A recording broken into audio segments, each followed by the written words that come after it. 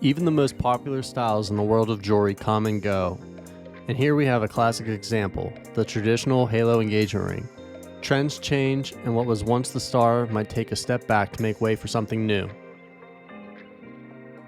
This traditional halo, it's been loved for its ability to make the center diamond of engagement rings appear larger. The circle of smaller diamonds that surround the center diamond gives the ring a bigger look. But guess what? Times are changing. In a world where lab-created diamonds are shaking up the diamond scene, the traditional halo style is shifting. Now, here's the new star of the show, the hidden halo engagement ring. Those dainty diamonds, now they nestle just beneath the center gem, creating a soft, captivating glow. In today's video, I'm going to walk you through the process of assembling this hidden halo engagement ring. It features a 2-carat, colorless VS Clarity oval cut diamond set into a platinum hidden halo crown. The body of the ring is made out of 14-karat yellow gold and features these marquise shaped diamonds. I hope you enjoy. So let's begin with the platinum crown we're going to be using. We went with platinum for this project because of its added durability. This crown has been built for the exact specifications for the 2-carat oval center diamond that we're going to be using.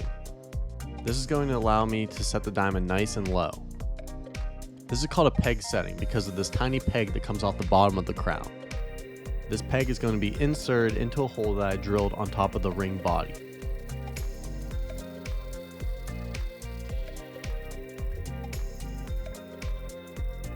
I really love this style of ring. The marquise accent diamonds really set it off and give it a classy, unique look. In some of my other videos, I featured the most popular style of ring that we currently make. It's a straight row diamond band with round diamonds.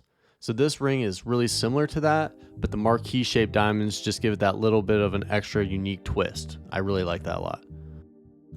This customer chose to go with a 2-carat E-color VS1 Clarity diamond. Oval diamonds have been very hot lately, and this one is a beautiful example. I'm really excited to see it paired with this marquise accented band.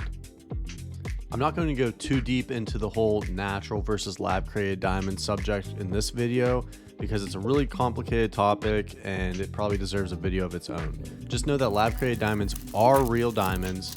They have all the same benefits of natural diamonds, the same sparkle, same durability, they hold up over time. They just can be had for a much lower price. As of the recording of this video, I'd say 80 to 90% of the engagement rings that we make and sell are lab created. They just give our customer more bang for their buck and it gives them the product that they're looking for. Since we're on the topic of lab created diamonds versus natural diamonds, I'm curious, which would you choose? Let me know down in the comments below. Now let's get back to constructing this beautiful ring. To get the peg section of the setting to fit inside of the hole that I drilled, I'll first need to file down the edges to accomplish the perfect fit. It's essential that the hole that I drilled is straight, or else the crown and the center diamond will end up being crooked once it's set.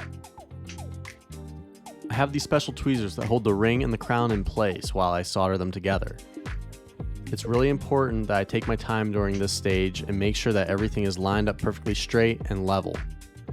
Once the crown is soldered into place, it's hard to make any sort of adjustments, so it's important that I get it right the first time. Before soldering, I dip the ring into this mixture of boric acid and denatured alcohol. This will protect the metal from fire scale while I'm soldering.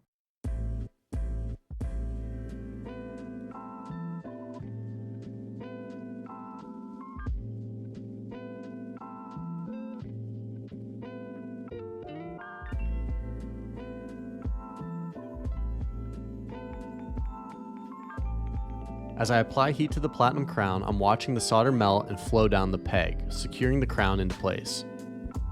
A good flow of solder ensures the crown will stay attached to the ring during daily wear and tear. The ring then takes a bath in this crock pot full of acid called pickle. This will remove any oxidation on the ring left over from the soldering process. I then neutralize the acid by dipping the ring into baking soda and water.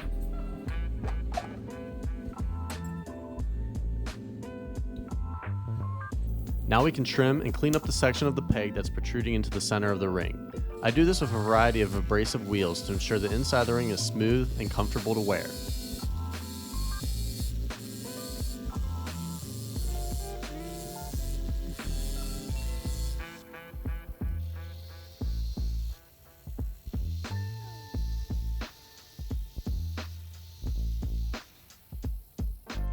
Now on to my favorite part, the stone setting process. Like I mentioned before, this crown was built to the exact dimensions of this 2-carat oval diamond, so the process of setting this diamond will be pretty straightforward. I like to begin with a small setting burr that I can use to slowly and carefully remove a small amount of platinum from the inner portion of each prong until the center diamond drops in perfectly. Like I mentioned before, my goal with this setting is to set this diamond as low as possible. The reason for this is because it makes the ring more wearable and less susceptible to damage. A trick that I often do for this style of setting is I use a round burr to dish out some of the platinum on this inner gallery wire. This will allow the belly of the stone to sit even lower, allowing the overall height of the stone to be lower as well. Once I'm satisfied with the amount of material that's been removed from the prongs and the inner gallery wire, I'll be sure to polish the material that's underneath of the diamond. This is a small detail that's often ignored.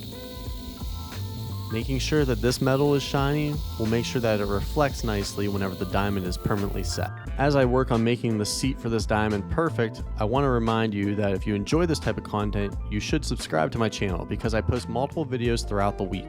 Many of them are just short videos that have great stories behind them, interesting projects that I'm working on, and really neat repairs.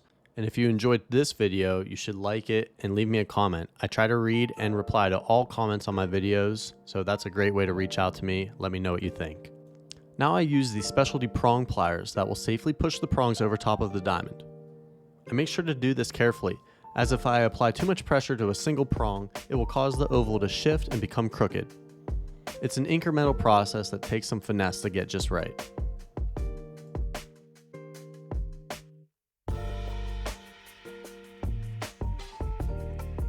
Once I'm happy with the diamond's tightness and I know it's set in the crown nice and straight, I can trim the excess material off with these tiny snips. All of the extra material I cut off from rings gets sent off to a refinery to be melted down and recycled.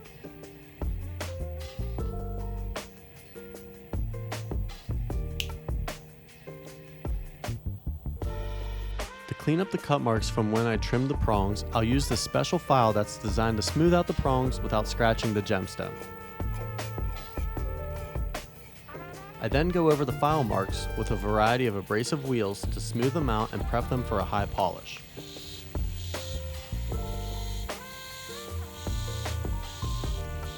Now let's go to my polishing machine where we'll polish the inside of the ring to make sure that any tool marks from where I trimmed the peg earlier are removed and the ring is nice and smooth on the inside, making it comfortable to wear.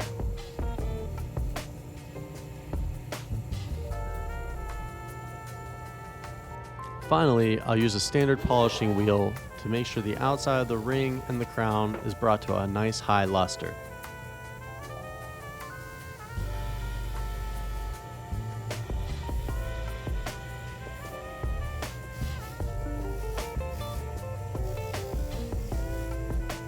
The ring then takes a bath in the ultrasonic cleaner, removing all the polishing compound and any gold dust left over from the stone setting process.